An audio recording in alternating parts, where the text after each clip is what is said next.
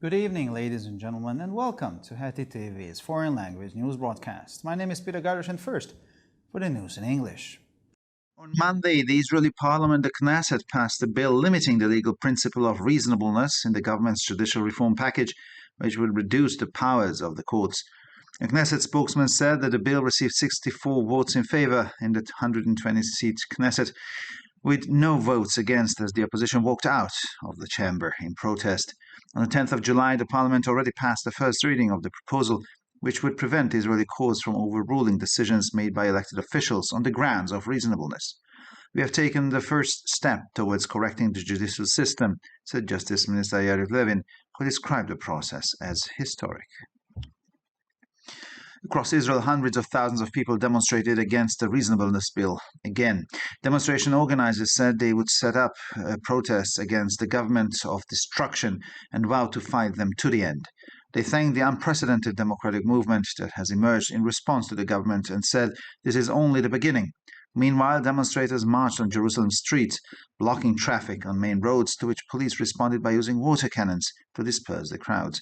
The highlight of the day was the large demonstration outside the Knesset, which began at 6 p.m. and included a number of former security chiefs, former senior lawyers, and politicians as well. In Iran, terrorists linked to the Israeli intelligence service have been arrested by the authorities in a multi-province raid, the Shiite state's intelligence ministry has announced. According to the ministry, the suspects were planning to carry out sabotage and terrorist attacks, including blowing up electricity pylons and gas compressors. The men were prepared in training centers in the Netherlands and Denmark with the help of Israeli intelligence, said the ministry. 4 civilians were wounded in shelling by Russian forces attacking the country on Monday in the eastern Ukrainian city of Kupiansk in Kharkiv province, the regional governor's office reported. One of the victims was a 12-year-old boy, the 2 women, and a 60-year-old man who was wounded. At dawn, Russian airstrikes hit the southern region of Odessa. Oleg Keeper, the country's governor, reported that the attack damaged the infrastructure of the Danube port. According to the latest figures, the numbers of civilian casualties has risen to 6, 4 of whom have been hospitalized. The government added a grain elevator with its cargo storage tanks was destroyed by the hit. A fire broke out in a technical room in the port, which has been extinguished, he said. A new U.S. nuclear submarine has arrived in South Korea in response to North Korea's nuclear activities, the South Korean military has announced. The nuclear-powered submarine Annapolis arrived in the South Korean port of Jeju Island a week after the nuclear-powered U.S. ballistic missile submarine Kentucky docked in the country.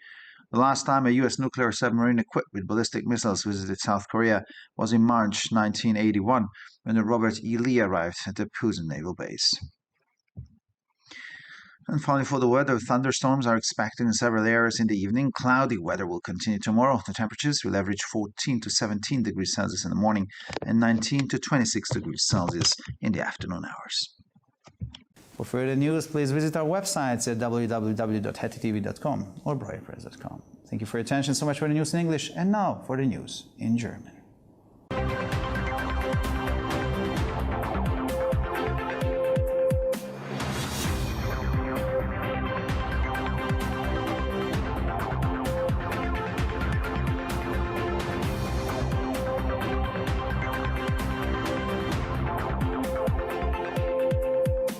Schönen guten Abend, liebe Zuschauer. Mein Name ist Peter Gardosh und nun zu den Nachrichten auf Deutsch. Am Montag verabschiedete das israelische Parlament, die Knesset, einen Gesetzesentwurf zur Einschränkung des Rechtsgrundsatzes der Angemessenheit im Rahmen des Justizreformpakets der Regierung, mit dem die Befugnisse der Gerichte eingeschränkt werden sollen. Wie ein Sprecher der Knesset mitteilte, erhielt der Gesetzesentwurf in der 120 Mitglieder zählenden Legislative 64 Ja-Stimmen und keine Gegenstimme, da die Opposition den Saal aus Protest verließ.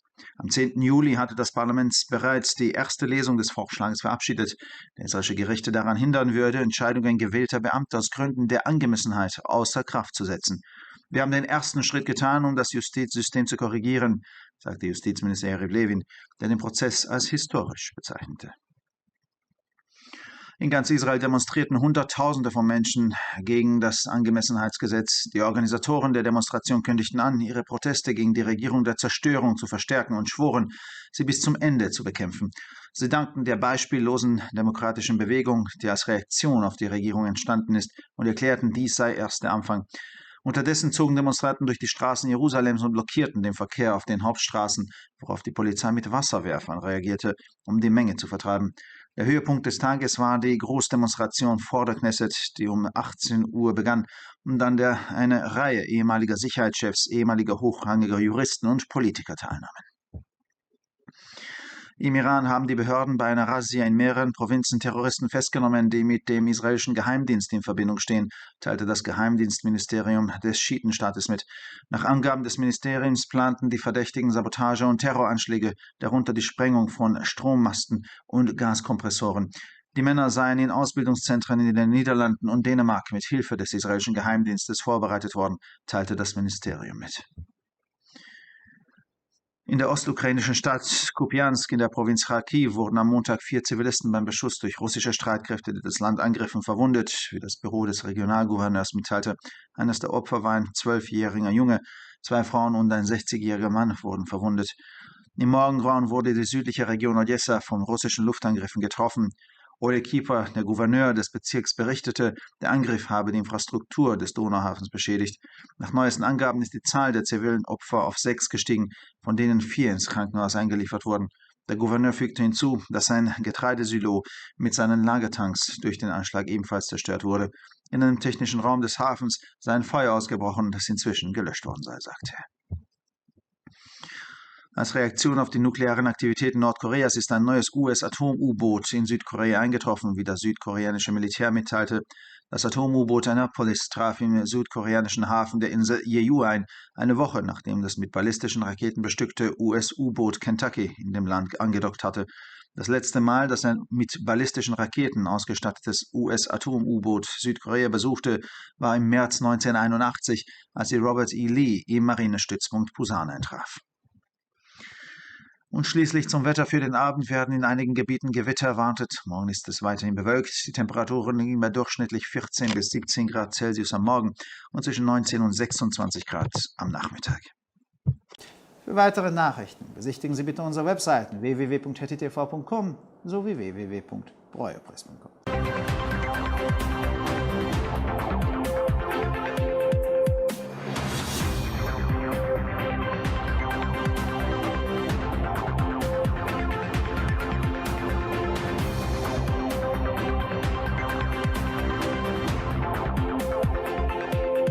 ערב טוב, גבירותיי ורבותיי, שמי אדם ברויר זאבי, ואלה הם החדשות בעברית. ביום שני הכנסת קיבלה את הצעת החוק של חבילת הרפורמה השיפוטית של הממשלה, המגבילה את עקרון הסבירות המשפטי שתצמצם את סמכויות בתי המשפט. דובר הכנסת מסר כי ההצעה קיבלה 64 קולות בבית המחוקקים, המונה 120 חברים, ללא קולות נגד, משום שהאופוזיציה, כאות מחאה, פרשה מהלשכה. ב-10 ביולי קיבלה הכנסת בקריאה ראשונה את ההצעה שתמנע מבתי המשפט בישראל לעקוף את ההחלטות שקיבלו נבחרי הציבור על בסיס סבירות. עשינו את הצעד הראשון לתיקון מערכת המשפט, אמר שר המשפטים יריב לוין, שכינה את התהליך היסטורי. מאות אלפי אנשים הפגינו ברחבי ישראל בגלל הצעת חוק הסבירות. מארגני המחאה אמרו כי יגבירו את ההפגנות נגד ממשלת ההרס ונשבעו להילחם בה עד הסוף. הם הודו לתנועה הדמוקרטית חסרת התקדים שקמה בתגובה לממשלה ואמרו שזוהי רק ההתחלה. בינתיים צעדו מפגינים ברחובות ירושלים וחסמו את התנועה בכבישים מרכזיים. בתגובה החלה המשטרה להשתמש בתותחי מים לפיזור ההמונים. גולת הכותרת של היום הייתה ההפגנה הגדולה מול הכנסת שהחלה בשעה 6 והשתתפו בה רבים מראשי הביטחון לשעבר, עורכי דין בכירים לשעבר ופוליטיקאים. באיראן עצרו השלטונות מחבלים הקשורים לשירות החשאי הישראלי בפשיטה שהתפרסה על פני מספר מחוזות, כך הודיע משרד המודיעין של המדינה השיעית. לטענת המשרד, החשודים ביקשו לבצע פעולות חבלה ופיגועים, בין היתר הם נערכו לפיצוץ עמודי חשמל ומתחסי גז. האנשים הוכשרו במרכזי הדרכה כאמור בהולנד ובדנמרק בסיוע השירות החשאי הישראלי, כך הודיע המשרד האיראני. 4 אזרחים נפצעו בהפגזה של הכוחות הרוסיים באזור חרקוב שבמזרח אוקראינה, סמוך לעיר קופיאנסק ביום שני, כך הודיע משרדו של מושל האזור. אחד הקורבנות היה נער בן 12, בנוסף 2 נשים וגבר כבן 60 נפצעו. עם עלות השחר, תקיפה אווירית רוסית פגעה באזור דרום אודסה. מושל המחוז, אולה קיפר, דיווח כי תשתיות נמל הדנובה נפגעו כתוצאה מהתקיפה. לפי הנתונים העדכניים, מספר הפצועים האזרחיים עולה ל6, מתוכם 4 פונו לבית חולים. המושל הוסיף כי האנגר תבואה, כולל מחלים לאחסון המטען, נהרסו עקב הפגיעה. שריפה פרצה באחד החדרים הטכניים של הנמל שכבר כופתה. צוללת גרעינית אמריקאית נוספת הגיעה לדרום קוריאה בתגובה לפעילות הגרעינית של צפון קוריאה, כך הודיע צבא דרום קוריאה. האנאפוליס, צוללת גרעינית, הגיעה לנמל האי ג'ג'ו שבדרום קוריאה שבוע לאחר שהצוללת הגרעינית קנטקי האמריקנית, מצוידת גם היא בטילים בליסטיים, עגנה במדינה. הפעם האחרונה שבה צוללת גרעינית אמריקאית מצוידת בטילים בליסטיים הגיעה לדרום קוריאה הייתה במרץ 1981, כאשר רוברט אילי הגיע לבסיס האי בפוסן. ולמזג האוויר, בשעות הערב צפויות צפופות רעמים במספר מקומות, מחר יישאר מזג אוויר מעונן. הטמפרטורות חזויות להיות סביב 14 עד 17 מעלות בבוקר ובין 19 ל-26 מעלות אחר הצהריים. לחדשות נוספות, אנא בקרו באתרי האינטרנט שלנו ב-hetitv.com או broilerpress.com. תודה רבה והמשך ערב נעים.